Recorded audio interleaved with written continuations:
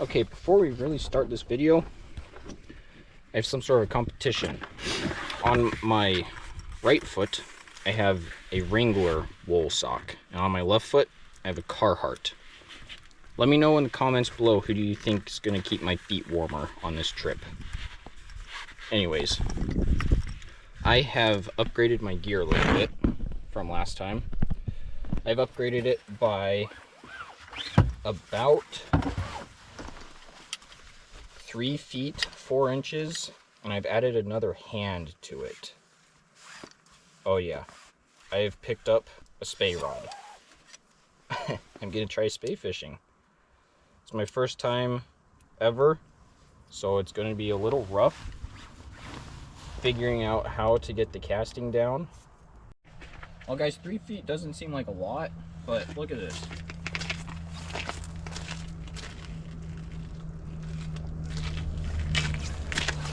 Look how big that rod looks. Oh my gosh. Okay, well, it's only 3 feet more than your typical 9-foot rod. Oh, no way.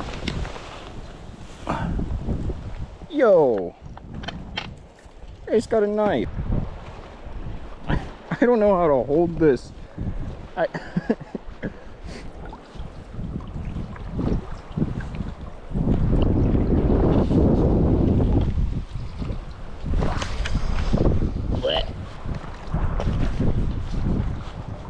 That was not very bueno.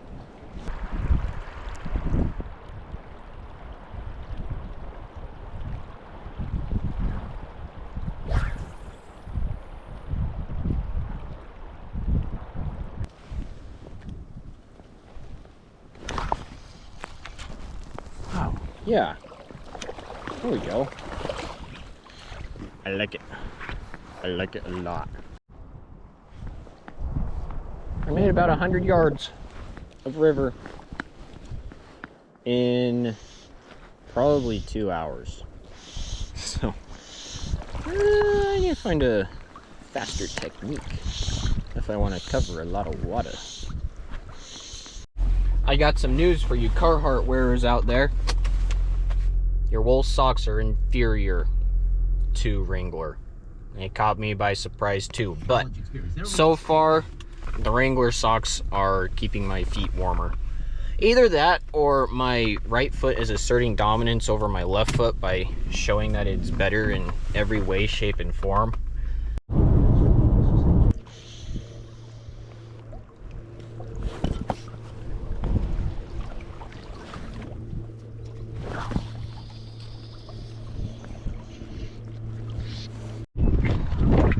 This Spey rod's fairly inconvenient to hop around holes with, but we're making do.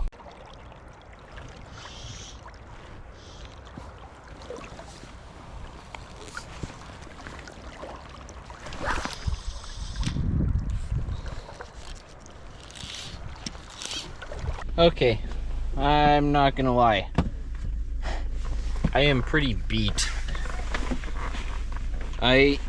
At last place, I just couldn't get my cast down, and I was losing control of everything, and so I took a lot of time to slow it down, just go through the motions, trying to refigure out the casting, and now my arms are sore, and so I'm going to find a couple other spots, try them out, and hopefully hook into a fish. So far I haven't seen much of anything happening when it comes to fish, but you never know. I think I made it to where I am going to be camping for the night. It's right along the river, a nice little stretch of water. I think right here good place to set up the tent. I brought a tarp. It should keep the water out. But I think I'm gonna swing a fly through here once or twice.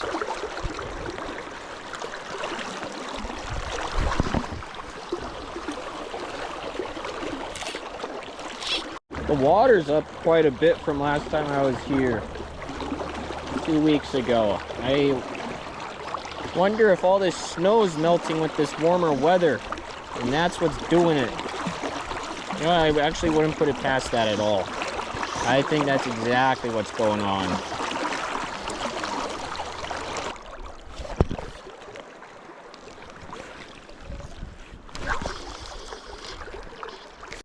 Well, I was getting my casting down, if anything. Okay, well, it's been before COVID since I have set up a tent to go camping. We'll see how this goes.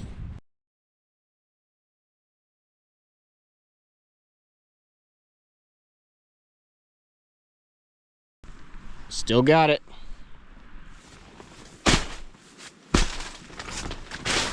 I got my sleeping area all situated. We will be sleeping there tonight, but in the meantime, I'm gonna try to make up some dinner. You call me a cheater. I'm not surviving, I'm just trying to make a fire. Now I gotta be careful with my boots. I just moved them back because they were getting a little bit toasty. I am trying to just thaw them out so that they are not, well, I guess dry them out, not thaw them out, so that they're not frozen on me in the morning.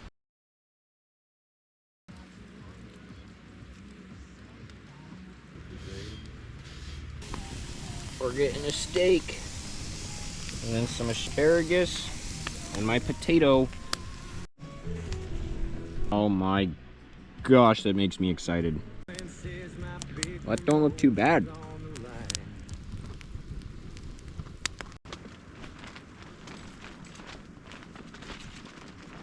My plan this morning was to make pancakes, get a fire going for breakfast, and have some bacon and stuff.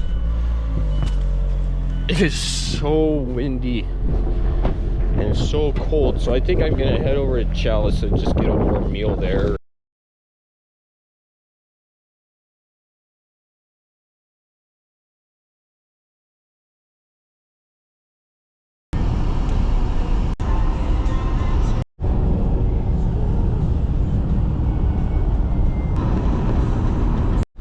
I got me some breakfast, and good news, it looks like the guides were only about 30 minutes in front of me.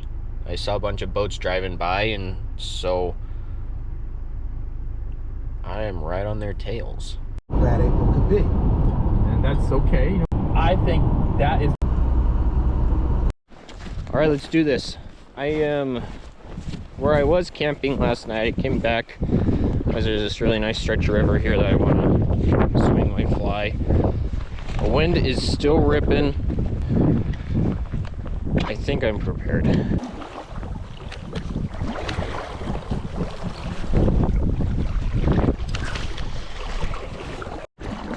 Now the roughest thing about running a 12-foot rod is you have 12 feet of ice that you got to deal with in the winter.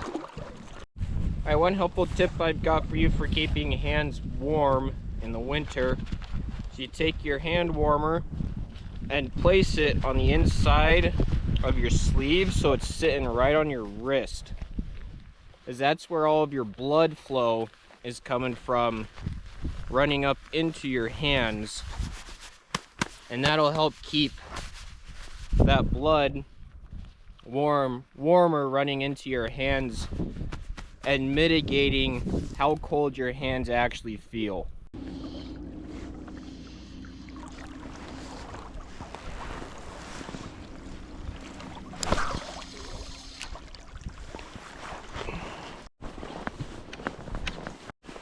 Well, I have moseyed my way on down the river to that same run that I'd hooked into my first steelhead on in the last video.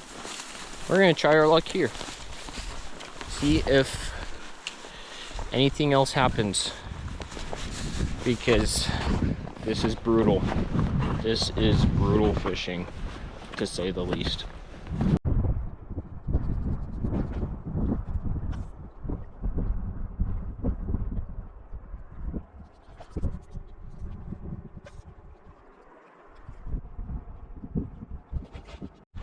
felt like it went through a whole new rebranding right there.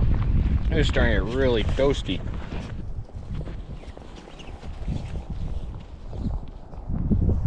You guys want to see all the different angles of a casting session that I'm about to have? I know you do.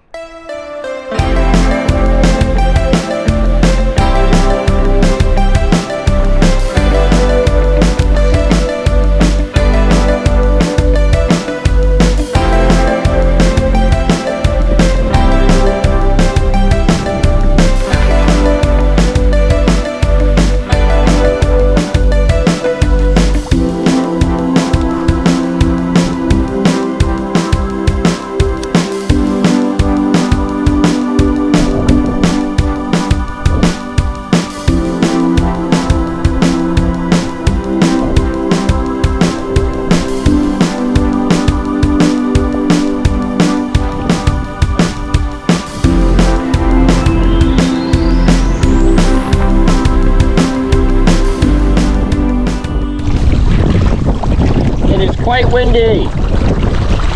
It's very difficult to cast now.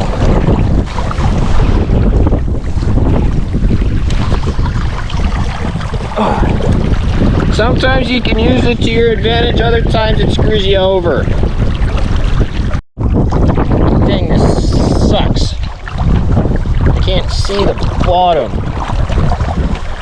or where it's gone deeper. It was a lot shallower in the middle of the river, and I have come across a trough. Okay, I found a way. I was concerned for a minute. I'm back to where this all started. Same stretch of river as that first stretch I was on. It is sunny here for a little bit longer, and we'll see how much my swinging abilities have improved. I just ran into a guy in the parking lot. He rents out a cabin for a month just to fish this run, and he's got high hopes this year.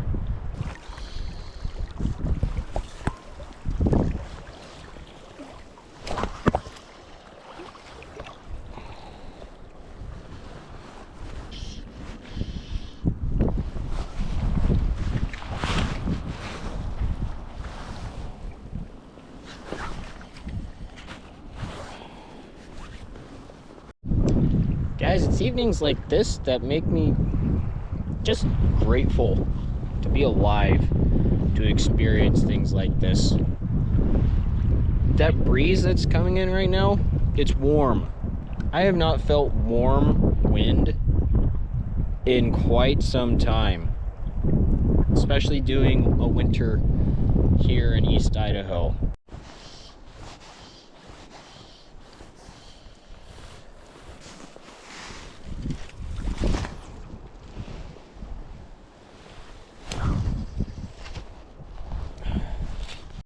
You know, I wonder if steelhead flies are just so far-fetched from your typical trout flies that the trout just refuse to take them. And it helps wean out all the trout bites from the steelhead strikes. That's just food for thought.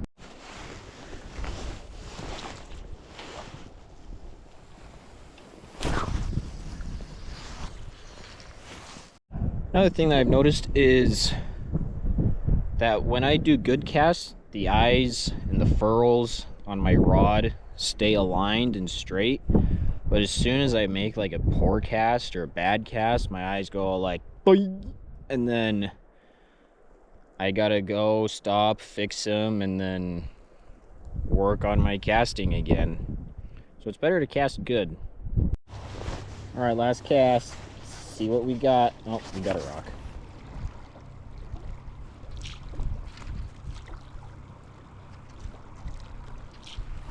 Come on.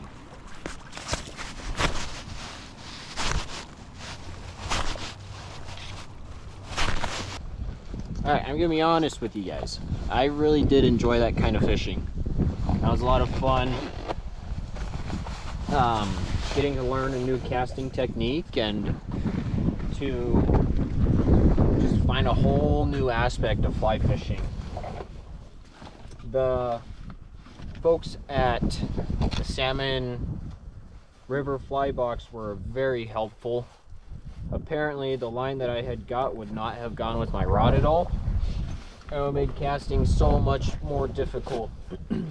But luckily I got it all situated, and I want to give a shout out to them, a big thank you for that. Yeah, no, that was a lot of fun. Learned a lot. Didn't catch anything, not even squawfish. Actually, I did get a blister. I don't know if you can see it, but I got a little blister there on my finger from holding that rod and swinging it, and it's not where the line was stripping through, so that's just from the cork. But I'm gonna be back. Every single time my line is swinging in the water, there's just that anticipation of getting a big hit that makes you really excited, even if you're not hooking into anything. So I'm gonna be back. This is definitely on my bucket list. There's gonna be a part 3 coming up, hopefully by the end of March, and hopefully by then I catch a fish. I've got probably 17 hours in. No, less than that. Probably 14, 15 hours in this weekend, and all for naught. All for learning a new way to fly fish. Anyways, thank you for watching. I hope you enjoyed it. I'll catch you next time.